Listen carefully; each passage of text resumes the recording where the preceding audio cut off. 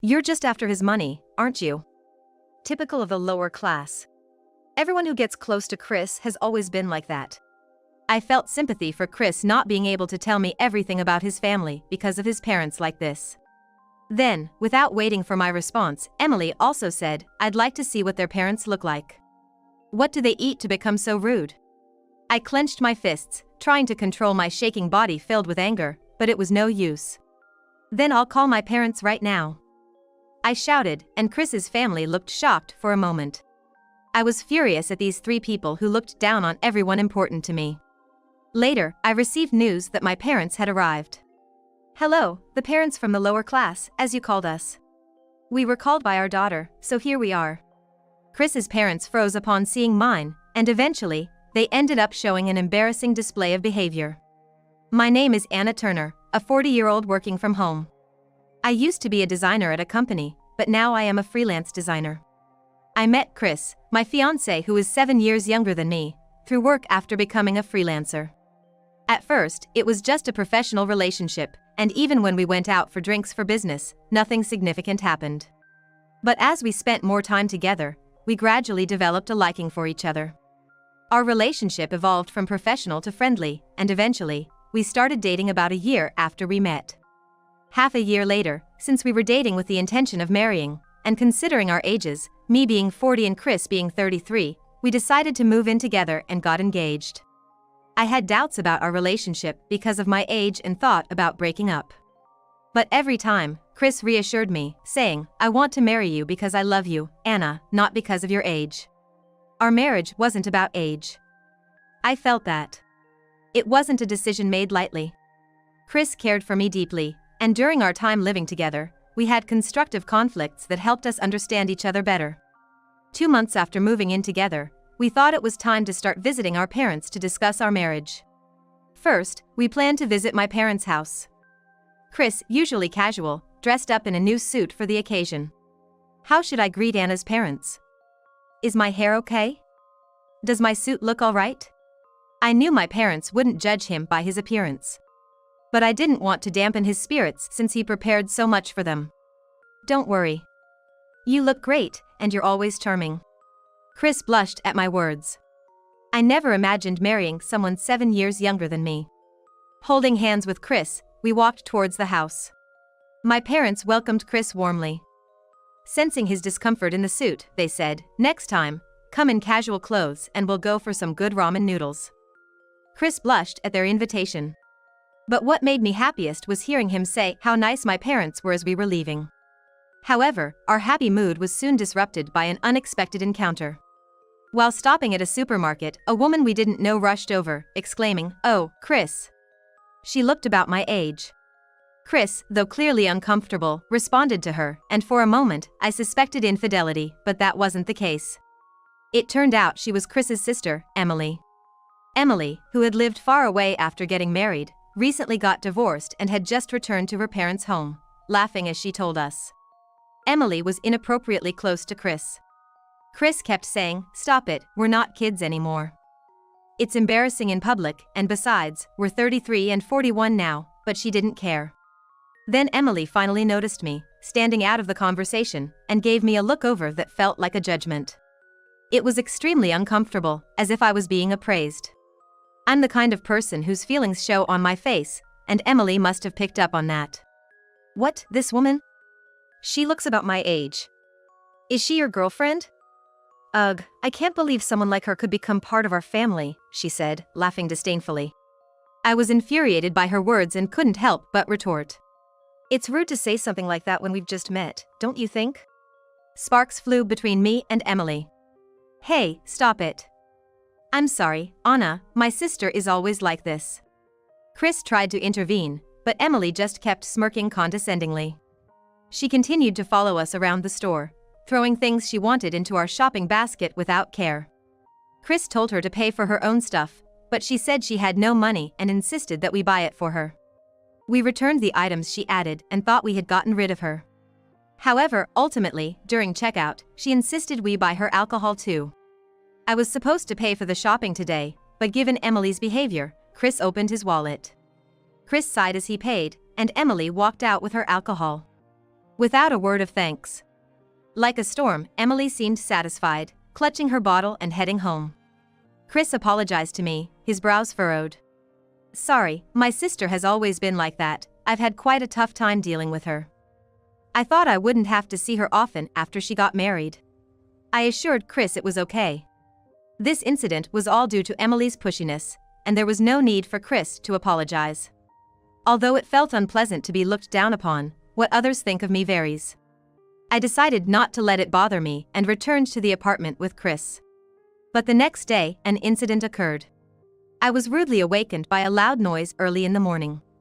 It was Sunday, a day when both Chris and I had turned off our alarms. Wondering what it could be, I saw that Chris's phone screen showed a call from sister. Chris, also startled awake, frowned upon seeing the screen. It was clear that he really didn't want to answer the phone. Reluctantly, he answered the call, and Emily's shrill voice was so loud I could hear her even though it wasn't on speaker. That runt, walking in the same direction, must be your fiancé, right? Then bring her over for greetings right away. It's proper manners. If she's going to be part of the Omar family, she should come right now. Apparently, Emily had told their parents about me, and now they were demanding that I visit their home today with Chris. First off, I had no plans for today and didn't prepare any gifts to take. I even told them it was impossible since I hadn't bought any new clothes. Emily. I don't have a dress for the visit. Oh, that's fine, Emily said before hanging up the phone. Chris sighed and put down his smartphone, saying, "Don't worry about it. I'll talk to my sister and our parents, so you don't fret about it." However, I worried that ignoring this situation might leave a bad impression. "No, it's okay. I can get ready quickly," I said, rushing to buy a cake from a nearby renowned bakery and choosing the simplest but prettiest outfit I had recently purchased. Then, pulling a reluctant Chris, we headed to his family's home. But I deeply regretted rushing there today. Upon arrival, we were greeted by a large front gate. Passing through, we saw a stone arrangement combining various natural stones and pillars, introduced to the plantation era. In the garden's pond, koi fish elegantly swam, waving their tails. Beyond the splendid English-style garden stood a traditional plantation house. Turning to Chris, he looked a bit guilty and said, "I didn't hide it on purpose, but people are usually surprised when I talk about my family home. So, I was gonna tell you, but sorry it's only now." He apologized, scratching his cheek. Chris had been apologizing since yesterday. I decided to let it go, understanding that he must have had his reasons for keeping it a secret. We were then led to a very large living room. Famous paintings adorned the shelves, along with decorative pieces I had seen in books. Seated in the center of the room on a sofa was my mother-in-law, elegantly dressed in an expensive dress, her hair neatly done. My father-in-law sat with an aura of authority. And Emily, in contrast, gave off a frivolous vibe. When I started to speak, my mother-in-law sharply said, "Who gave you permission to speak?" I froze. Chris immediately protested, but it was ignored. After introducing myself and hand out the cakes and pastries, Emily scoffed, "A regular bakery? We don't acknowledge anything but high-end stores," and, unbelievably, threw them in the trash. I was speechless at the scene when my father-in-law finally spoke. It dealt me further damage. "You're after the money, aren't you? Just a lowlife." As I reeled from the shocking statement, my mother-in-law also sneered, unleashing another condescending remark. "Every girl who approaches Chris is like that. Really, they have no sense of their place. It's so unbecoming for poor people to approach the wealthy like this." Her scornful smile was like that of a villainous queen. I felt sympathy for Chris, realizing he couldn't tell me everything about his family because of them. Before I could respond, Emily added, "I'd like to see what your parents look like." I was so infuriated that I couldn't hold back any longer. Despite trying to keep my cool, I eventually lost my temper. Enraged, I couldn't hold back anymore. "Then I'll call my parents right now," I shouted. The family briefly showed surprise but quickly returned to taunting, telling me to go ahead and try. "Anna, calm down." I felt sorry for Chris, caught in the middle, but I was boiling with anger, not just for myself but also for my dear parents being looked down upon. As they wished, I contacted my parents, who initially thought I was playing a prank and laughed. But as I spoke through tears and sobs, asking them to come, my father, with a serious tone, said, "Understood. Something serious must have happened to make you cry like this. Wait a bit, we're on our way." As I was about to give him directions, he gently said, "No need, I know where it is," and hung up the phone. Before I could ponder how he knew, the in-laws started talking again. "The poor family, I wonder what they'll wear. Surely not some mass-produced outfit that costs just $40 each. Of course, it's cheap stuff. That's all poor people can afford. Really, being poor is a sin itself. You think so too, right?" I didn't respond to that question. I regained my composure after talking with my father and was just waiting for the right moment to strike back. The in-laws didn't care at all about my demeanor. The in-laws, including Chris's father, nodded in agreement with the two women's words, starting to badmouth me and my family. It wasn't just hard for me to endure, Chris seemed to struggle too. "Please stop. Why can you say such shameful things?" Chris repeatedly tried to reason with them, but they didn't listen. I thought if they were wealthy, they would cherish their eldest son, but then my eyes caught a photo on the shelf, confirming how they treated Chris. It was a family photo with a man who looked a bit older than Chris, smiling. That man must be the family's eldest son, and Chris, being the second son. Chris was neglected because his parents, proud of their wealth, didn't care for someone like me near Chris. The darkness Chris had to endure in his family must have been significant. That's why he looked so distressed. My heart ached, and I felt tears welling up again. I was so angry at these three people who looked down on everyone important to me, I couldn't hold back anymore. Soon after, a servant came in to report that my parents had arrived. And then, the three of them were taken aback by the sight of my parents, ultimately ending up in an embarrassing display. Just minutes later, my parents were ushered into the room. In unison, they said with big smiles, "Hello, we're the so-called lower-class parents. We've been called by our daughter, so here we are." Their appearance was far from what one would call lower class. They were dressed impressively. The in-laws froze upon seeing my parents, and they eventually made a disgraceful scene. My father wore a clearly expensive suit, and my mother donned a formal dress with a refined silhouette. While I was somewhat reassured by their appearance and the effort they made to get here so quickly, the bewildered in-laws exchanged glances, saying, "What? Wait, what's going on here? These two can't be serious, they always dress like this? That's something else." Surprised by the sight, Emily and the in-laws, who had been talkative until now, were at a loss for words. Chris's father, trying to save face, made comments but was clearly shaken. Meanwhile, my parents were all smiles, but their eyes weren't laughing. They seemed calm, yet their anger was palpable. Seeing my parents in this state, I decided to ask them pointedly. "Was there some kind of gathering today?" I asked, and my mom nodded. It wasn't just our glamorous outfits that caught the attention. The mention of the gathering seemed to intrigue my in-laws, who waited eagerly for our explanation. Everyone, including Chris, seemed confused, so I decided to explain everything slowly and clearly. Actually, ever since we arrived at this house, I had a hunch about something. Just a 5-minute drive from here, there's a neighborhood of luxury homes, with towering skyscrapers and incredibly lavish mansions. Naturally, the residents are all real high-flyers, CEOs, entertainment industry bigwigs, the true elite. Once a month, these residents gather for what they call a party, but it's really more of an information exchange event. There's a strict dress code, which is why my parents were dressed up more beautifully than usual. Hearing this, Emily interrupted, "Never mind about the gathering, but how come your supposedly poor parents got invited to a high-class event like this? It doesn't make sense. Are they bluffing?" Before I could retort, my mom said, "That's irrelevant right now, isn't it? By the way, why have you assumed that we're poor? What's your basis for that?" The in-laws couldn't answer. They couldn't admit that they had arbitrarily decided I was beneath them and hurled insults based on that assumption. Today was the first proper meeting with my in-laws for my parents, and yet they had judged all commoners as poor and lowly without any foundation. That's why they had ignored my story and labeled us as lowly, poor, and gold diggers without any evidence. So, they had no answer. Plus, my parents' more dazzling than expected appearance must have been quite a shock. Seeing their faces, which perfectly embodied the expression like a deer caught in the headlights, I had to struggle not to laugh. The three of them, unable to find a comeback, just sat in sullen silence, biting their lips.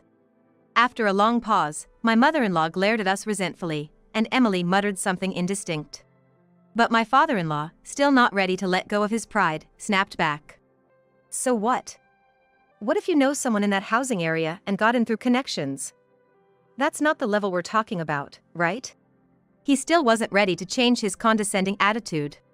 It seemed he had no choice but to keep on the offensive in this no-win situation. So, he decided to take on a losing battle. Watching my father-in-law's ridiculous display, my anger began to fade. Competing with such low-level people seemed pointless. So, I deliberately asked my dad in a loud voice. Speaking of which, Dad, you knew this address before I even told you. How come?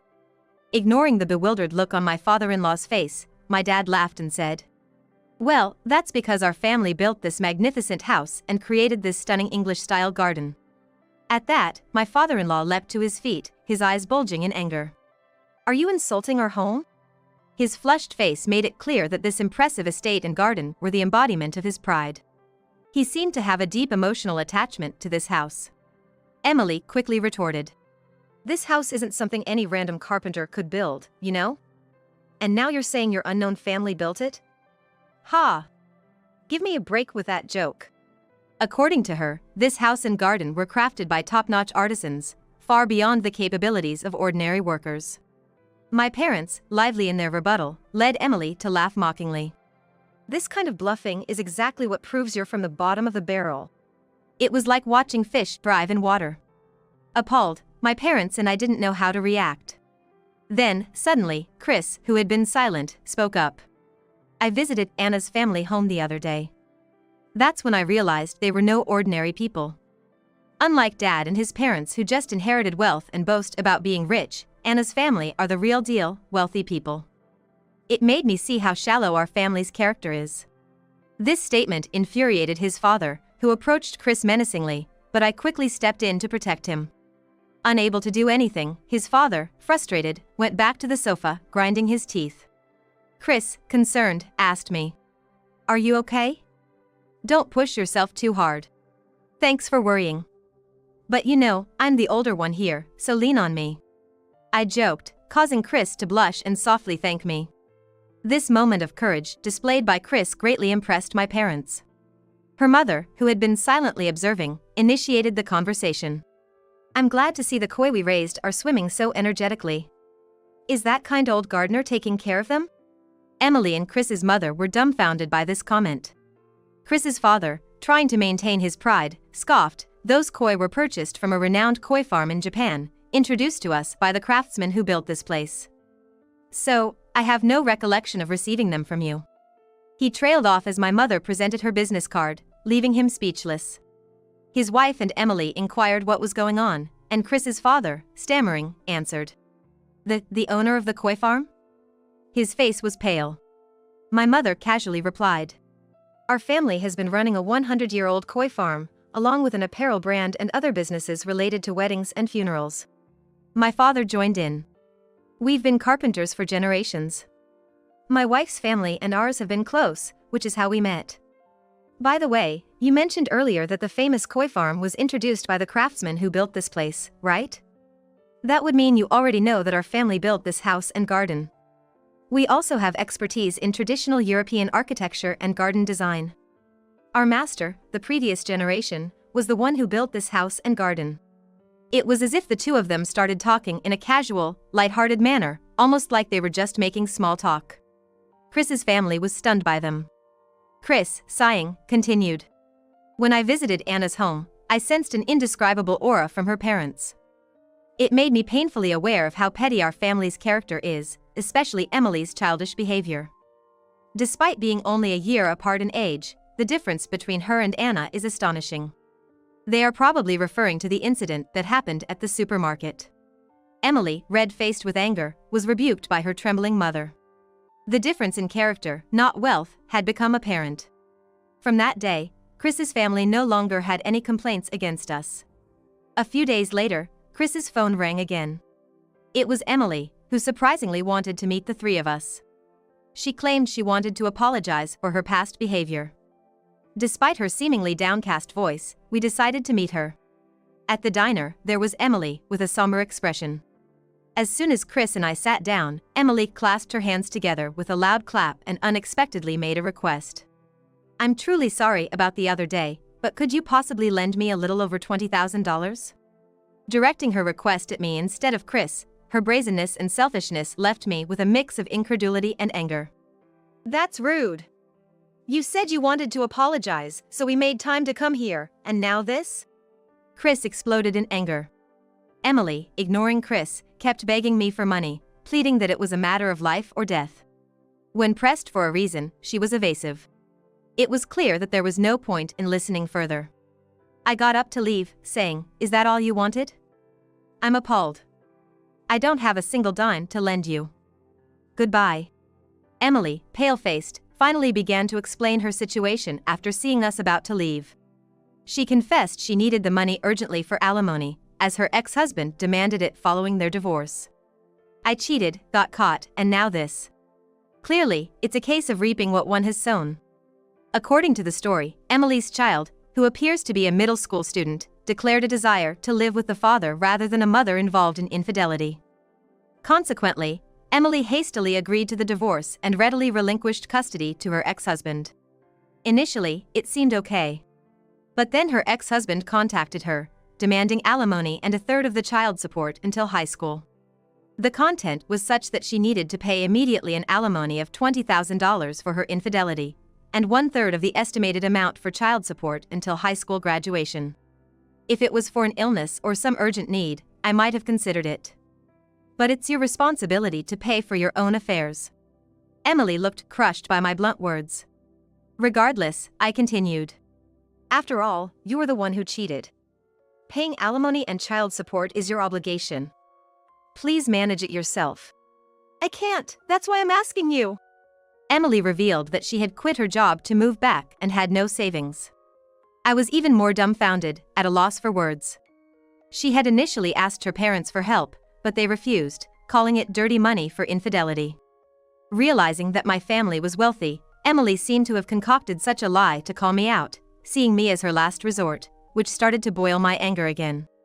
Feeling increasingly frustrated and speechless, I was about to retort when Chris suddenly slammed the table and stood up, shouting at Emily in a way I'd never seen before. "Enough, Emily! Why do you always rely on others only when it's convenient for you? I still vividly remember how you treated me as if I was nothing to you. You always favoring our wealthy father and eldest brother. Don't interfere with my life anymore. I've finally found my happiness." The other customers stared us. As I apologized for the commotion, and Chris regained his composure, glaring at Emily. "I may be your brother, but to Anna, you're a stranger. If we marry, she becomes my wife. Anyone who treats my wife like this is neither a sister nor family." Chris spoke decisively. At his words, whether out of anger or shame, Emily's face turned bright red. Chris declared he was cutting ties with the family. Then, taking my hand, he said, "You don't have to listen to her. What she says isn't worth your time," and led me out of the store. That moment, when Chris stood up for me so clearly, made me fall for him all over again. I wanted to be there for Chris too, and swore to myself that someday I would settle things with those rude in-laws. But at the same time, I was troubled by something. After all, adults don't need their parents' permission to get married. It seems wrong to oppose a child's marriage just because the parents don't like it or find it annoying. However, I couldn't help but worry about Chris and his family. Would Chris be okay if we got married despite their opposition? While I was grappling with these worries, Chris smiled gently and said, "It's okay, don't worry about anything. I'm gonna build a new family with you." Then, 3 months after that day, we got married and became husband and wife. Soon after, our in-laws, having sniffed out the news, showed up at our apartment begging for money. I thought they had plenty of money, but then it came out that Emily had done something outrageous. Desperate for money and unemployed, she couldn't borrow the $20,000 she needed from consumer finance. Instead of working to earn money and build credit, her thinking went off the rails. And she apparently got involved in a special fraud scheme, tricking an elderly woman in her 80s into transferring $200,000. Having gotten the money, Emily arranged a lavish overseas trip before she could pay any compensation, all for the sake of her own luxury. She bought a ton of stuff on the trip and was arrested by the police when she returned. In a short time, she had spent more than half of the swindled money, and the victim's family was pushing for a full-blown lawsuit. She had repaid the $200,000, but because of the severity of the crime, she was now facing criminal charges. That's why she wasn't here. We could lose everything, our entire fortune, because of this mess. Please, help us. The in-laws pleaded. It was clear that the company's reputation was extremely important, especially since they were already struggling with poor business performance. They had recently downsized from 10 employees to just one elderly man, and the garden was barely maintained. Add their daughter's scandal to the mix, and it was chaos. Employees were leaving, thinking the company wouldn't last, and they were desperate. They wanted to rely on our help. You're my dear son. That means I'm your dear father, right? You're gonna help me, aren't you? Chris's dad had the gall to say. His mom, who had always looked down on Chris for being the second son, was now awkwardly smiling, saying, I gave birth to you and raised you. You owe us that much. But Chris said, I've married into Anna's family. My name is now Chris Turner. I've cut off my ties with you, and Anna is not your daughter-in-law, so don't ever bother us again. Seeing their plans thwarted, the in-laws turned to me, sweating profusely. You're just showing off with your parents' money. Can't you at least use a little of that to help your in-laws out? I wasn't sure what to do, but then I just snorted and pointed to a flyer on the table. It was about a new high-rise condominium that had just started selling units. My in-laws looked puzzled, so I declared loudly. I bought the top-floor corner unit in that high-rise. This left my in-laws speechless and shocked.